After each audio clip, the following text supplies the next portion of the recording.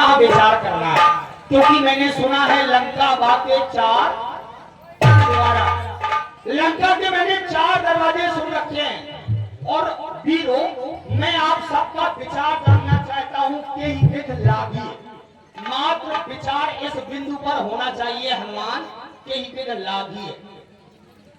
बहुत समय उसने हमारा नष्ट कर दिया, शांति के लिए तैयार नहीं है, तो बस हमें शीघ्र अति शीघ्र आक्रमण करना है और विचार अपना अपना हमें मत ये दो कि विध लागी करीब विचार। लंका के 4 दरवाजों को हमें कैसे लांघना है, आप सबका मैं मत जानना चाहता हूँ। प्रथम में हनुमान, मैं तुम्हारा मत जानना चाहता हूँ। महाप्रभु, रावण अंधाई नहीं बल्कि बधिर भी हो गया है।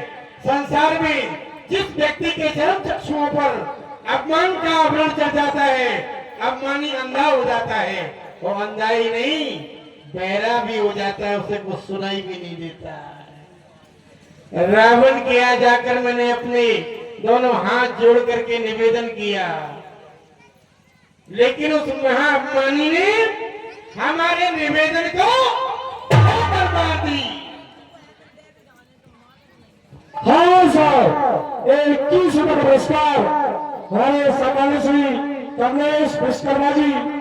किसी की सुनना नहीं चाहता, और जो किसी की सुनना नहीं चाहता, किसी का मंत्र स्वीकार नहीं करता, उसका विनाश निश्चित। जैसे राजनीति के 4 रंग शाम, दाम, दंड और भेद, उसी प्रकार से युद्ध नीति के 4 अंग निवेदन, आवेदन, संवेदन और धनादन हमारी ओर से 3 पूर्ण हो गए हैं।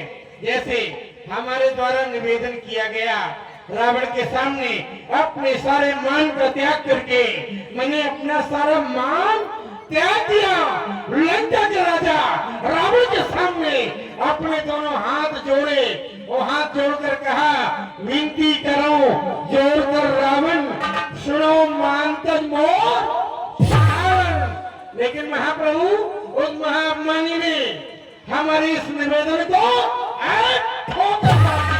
पुनः हमारे छोटे सरकार श्री लखनलाल जी के द्वारा लिखित आवेदन दिया गया रावण को। लिखित आवेदन हमारे छोटे सरकार के द्वारा दिया गया, रावण कर दीजो यह पाती, लक्ष्मण वचन बात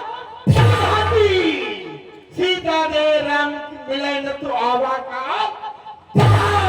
ये लिखित आवेदन दिया, लेकिन लंका के अपमानी रावण ने लिखित आवेदन को भी ठोकर मार दी। पुनः हमारे युवराज अंगद जी के द्वारा संवेदन पसीज बनकर संवेदन किया, तो हे दीनानाथ, हमारा निवेदन ठुकराया गया, हमारा आवेदन ठुकराया गया, हमारा संवेदन ठुकराया गया। तो अब तो बारी आती है तना की। लंका पर डंका बजना बहुत जरूरी है। हे दीनानाथ, लंका पर तो डंका बजना चाहिए, और लंका पर डंका बजना बहुत जरूरी है।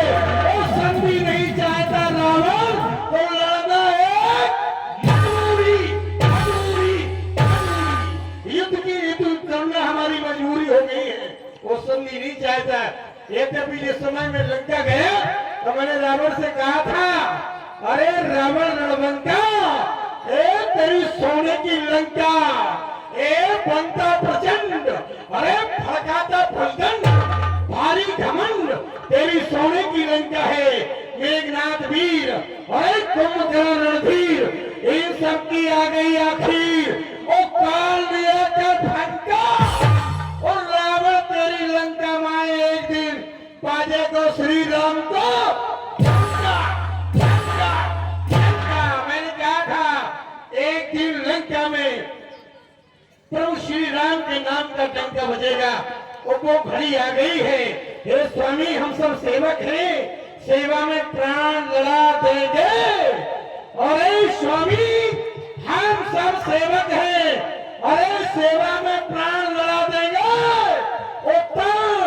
मन जीवन बलिदान करे, पर लंका का दुर्गा ढहा देंगे, ढहा देंगे, ढहा देंगे। हम चाहते हैं लंका लंका के प्रमुख 4 दरवाजे हैं और हमारी सेना के पदम 18 यू था कोई बंदर।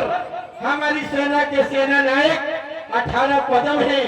तो मैं चाहता हूं सभी सेना नायकों को 4 भागों में विभाजित कर दिया जाए। एक एक सेना नायक एक एक दरवाजे पर हो प्रधान। नाथ ऐसा बोलो संविधान। अरे फिर देखो विधि का विधान।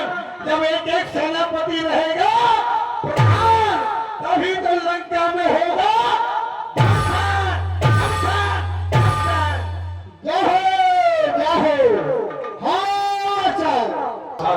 हे प्रभु पत्थर और पहाड़ों से और एक पत्थर और पहाड़ों से और रावण का दुर्गा वो कर्ता कारण आप ही होंगे और जाहिर हम कहलाएंगे लंका के द्वार कपाट तो एक क्षण में चारों दरवाजों के कपाट को तोड़ करके हम लंका में प्रवेश कर जाएंगे।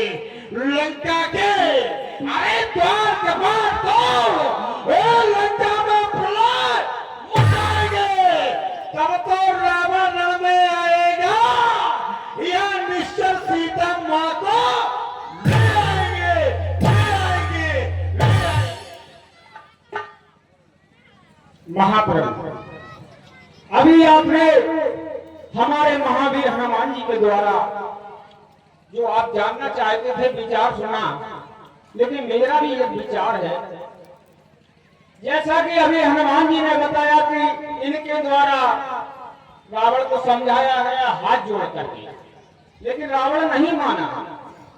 यहाँ तक कि हमारे द्वारा भी लिखित पत्रिका उसे दी गई, लेकिन वह फिर भी नहीं माना। फिर आपके द्वारा युवराज अंगद को भेजा गया, फिर भी नहीं माना। अब ऐसा नहीं है कि केवल रामादल के द्वारा ही उसे समझाया गया, यहाँ तक कि लंका वाले के द्वारा भी उसे समझाया गया। वो कैसे? उसी के भ्रात विभीषण के द्वारा समझाया गया। कहा गया कि तात राम नहीं नर भूपाला, भुवनेश्वर का लहू कर काला, ब्रह्म अनामय अज भगवंता, व्यापक अजद अनादि अनंता। हे रावण, आप राम को मानव ना समझे, वो तो ईश्वर है, विधाता है, लेकिन उसने उनकी भी बात नहीं मानी। इसके पश्चात महारानी नंदोदरी ने भी समझाया कि नाथ सीता जी को लौटा दीजिए, लेकिन वह नहीं माना। यहाँ तक कि सुख को भी समझाना पड़ा, लेकिन वह नहीं माना ना। लेकिन मैं एक बात से भयभीत हूं। वह बात क्या है कि जब हमारे महावीर जी वहां लंका से वापस आए तो हमारी मैया के द्वारा एक संदेश भेजा गया था। संदेश क्या था कि मास दिवस मोह नाथ न आवा तो पुन भे जियत नहीं पावा। ये स्वामी, आप बार बार उस हटी के सामने निवेदन कर रहे हैं, प्रस्ताव भेज रहे हैं कि शायद वो मान जाए, लेकिन वो अज्ञानी मानने वाला है ही नहीं।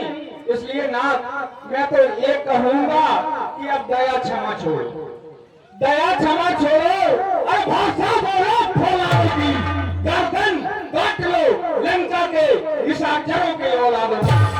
नाथ, यदि भूल यदि होती है तो फिर भूल सुधारी जाती है, तो कुत्ते पागल हो जाए तो फिर गर्दन काटी जाती है।